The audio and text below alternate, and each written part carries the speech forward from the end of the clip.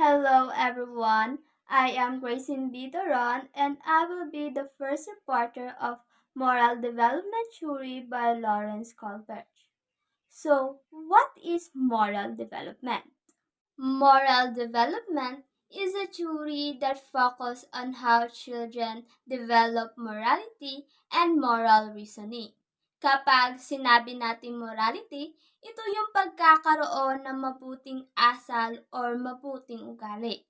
Kapag naman sinabi natin moral reasoning, dito napapasok kung paano mag-isip ang isang bata, kung paano mag-isip ang isang tao, sa tama ba o sa mali. O ano ba ang dapat niyang gawin? Sa tama ba o sa mali? O ano ba ang dapat niyang sundin? Sa mali ba o sa tama? Kohlberg's theory suggests that moral development occurs in a series of 6 stages and that moral logic is primarily focused on seeking and maintaining justice. Sa theory ni Lawrence Kohlberg, meron siyang 3 levels. Sa level 1 is pre-conventional morality. Level 2 is conventional morality and level 3 is post-conventional morality. Sa tatlong level, meron siyang tig 2 stages. So, bali, magkakaroon siya ng 6 stages. Similar to how Piaget believed that not all people reach to the highest level of cognitive development, Kohlberg believed not everyone progresses to the highest stages of moral development. Ang moral development ni Lawrence Kohlberg is inspired sa theory ni Jane Piaget na kung saan in-enhance niya yung theory ni Jane Piaget na moral development in children kaya nagkaroon ng levels and stages ang moral development. Same din sa paniniwala ni Piaget na hindi lahat na nakaka-reach sa highest level of cognitive development. Gayun din si Lawrence Kohlberg. Naniniwala din si Lawrence na hindi lahat nakaka-reach sa highest level ng moral development o ang post-conventional morality. So, the first level is pre-conventional morality. Pre-conventional morality is the earliest period of moral development. It lasts until around the age of 9. At this age, children's decisions are primarily shaped by the expectation of adults and the consequences of breaking the rules. Ang pre-conventional morality, ito yung levels na kung saan dito naka-under yung mga bata hanggang siya ay maging 9 years old. Ito yung level na kung saan hindi pa talaga nila naintindihan kung ano ba yung mga batas o mga rules na sinasabi ng mga teachers o ng nakapaligid sa kanila. Hindi sila sumusunod o sumusunod lamang sila kasi nga yun yung sinasabi ng nasa paligid nila. So the first stage is the obedience and punishment. Obedience and punishment are especially common in young children. But adults are also capable of expressing this type of reasoning. According to Kohlberg, people at this age see rules as fixed and absolute. Obeying the rules is important because it is a way to avoid punishment. Yung pagsunod at parusa ang nagiging keyword dito. Pwede itong mangyari sa mga bata, gayon din sa mga adults. Yung mga bata sa stage na ito is hindi pa talaga nila naintindihan kung bakit nga ba kailangan nilang sundin yung mga rules o yung sinasabi ng nasa paligid nila o ng nakakatanda. Kaya lamang nila yung ginagawa kasi takot silang maparusahan, takot silang mapalo or mapagalitan. So in this stage, sumusunod lamang sila hindi dahil alam nilang nakakabuti yun sa kanila, kundi natatakot lamang silang maparusahan. Halimbawa, may isang student ang ginabuli, tapos may isang audience or may mga audience. May isang bata na gusto niya sanang tulungan, kaso iniisip niya kapag tinulungan niya to, is for sure madadaman siya And then, pag madama siya, is mapapagalitan siya. Kaya hindi niya lamang yung ginawa kasi nga natatakot siyang mapagalitan. The next stage is the individualism and exchange.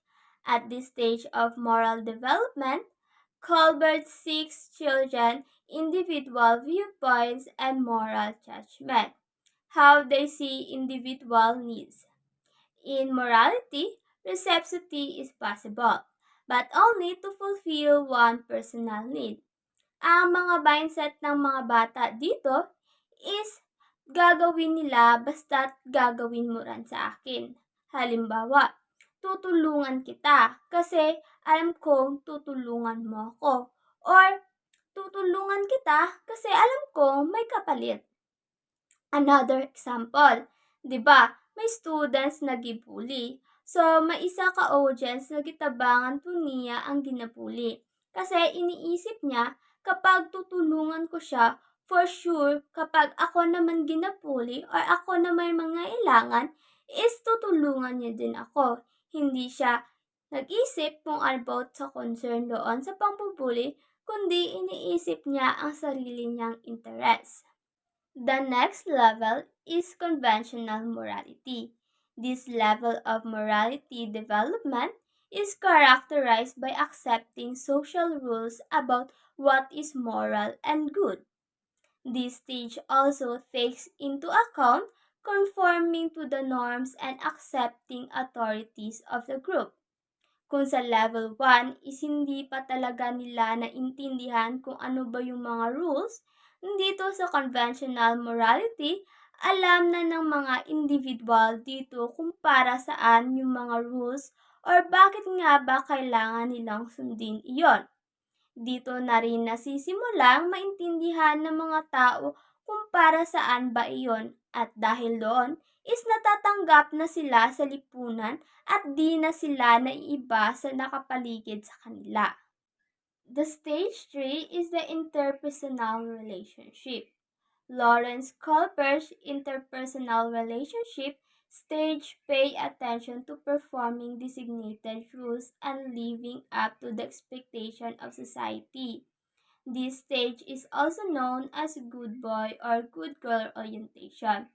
It highlights the need to be nice, show conformity, and consider how choices impact relations. Ang term dito sa stage 3 is good boy, good girl. Dito nangyayari na yung mga bata sumusunod sila kasi gusto nilang makita sila as perfect, as a good boy or good girl. Sinasabi dito na dapat maging mabuti, sumunod sa mga rules, and maging care about how we treat people.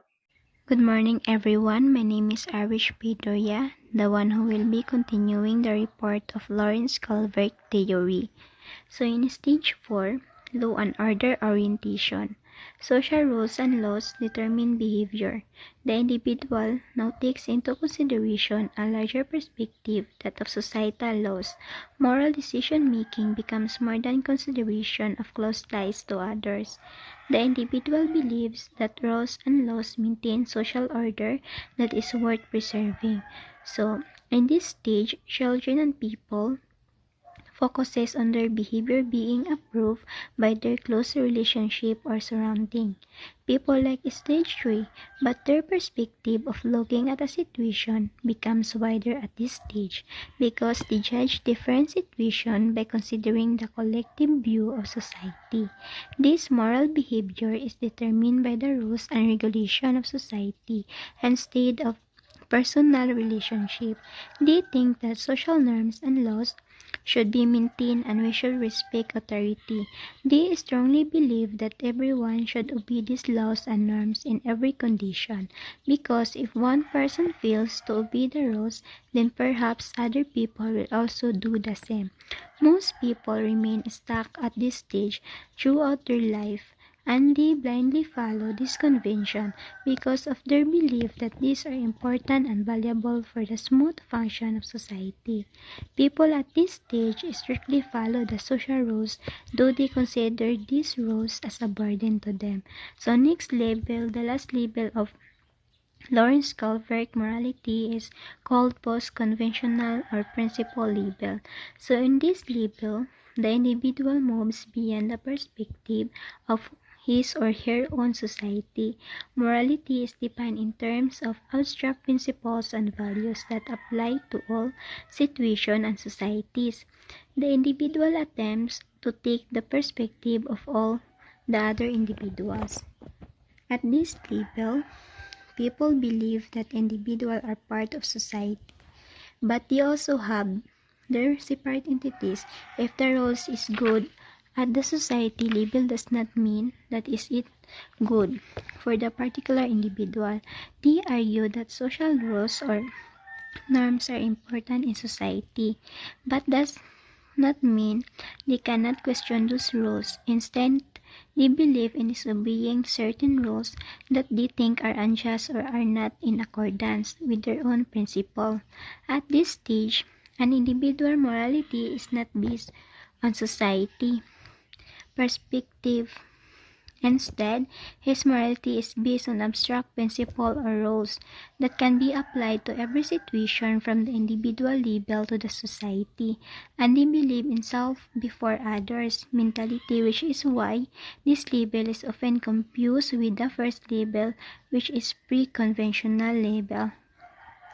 Many theories have stated that very few people, around 10 to 15%, are progress to this stage, as most people lack the understanding of morality based on abstract principle, which is needed at this stage. These people stay at this level. Their morality is based on the view of their surrounding people instead of their own ethical principle. So, in stage 5, which is called about social conscious orientation. Individual rights determine behavior. The individual views and roles as flexible tools for improving human purposes. So people at stage 5 begins to understand that every individual has or her own viewpoints, values, and opinions. They view rules as a social contract rather than a strict order that must be followed. They believe that norms should be followed only if they make sense to them and serves the well-being of both society and the individual. The rules and norms that are set by the society are for the goodwill of the people, but if they are not in the interest of the individual and they only consider the welfare of the society as a whole, then accordingly to stage 5, people these laws should be modified, amended accordingly. The law should be modified in accordance with the majority of the democratic government are based on the moral reasoning pattern of this stage. So the last stage of level 3, the pre-conventional morality, is called universal ethical principle orientation. So in this stage, high stage of functioning, however, Kohlberg claimed that some people can never reach this level.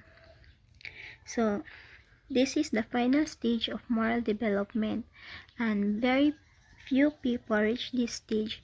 People at this stage follow their own moral rules or principle.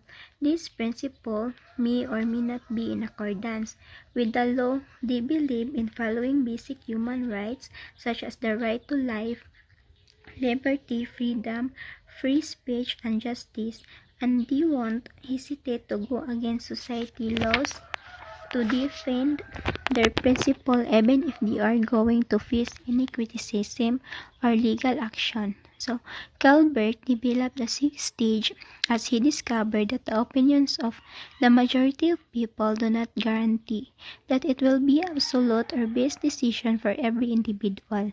People at this stage decide the behavior as morally wrong or high according to the universal moral principle like justice, fairness, and respect every one opinion, and they usually develop a sense of guilt if they fail to obey the universal principle that they believe in. Kohlberg in his study found it very difficult to identify the people whose behavior was constantly in accordance with the sixth stage moral reasoning.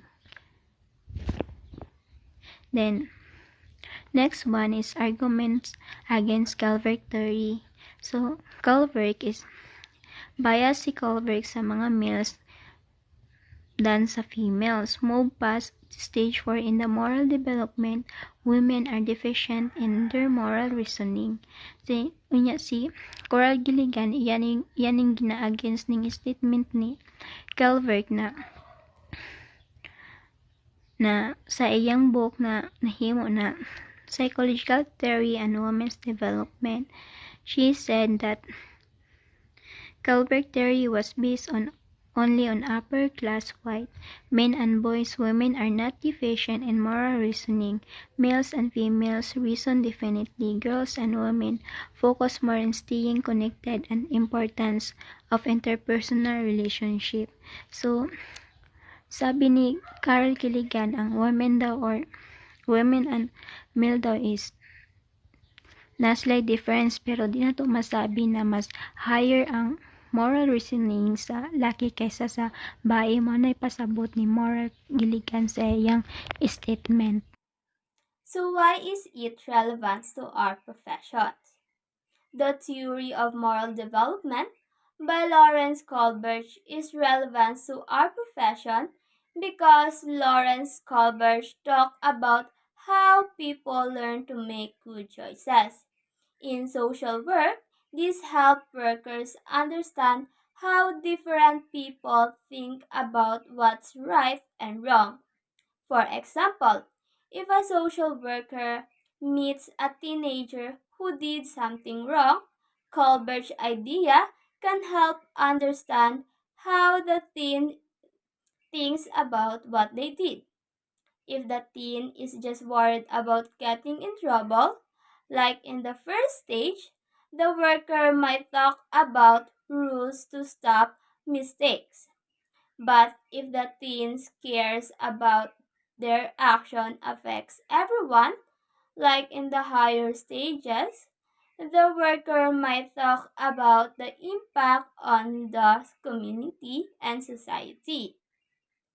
Knowing this stage helps social worker find the best way to help people based on how they think about right and wrong.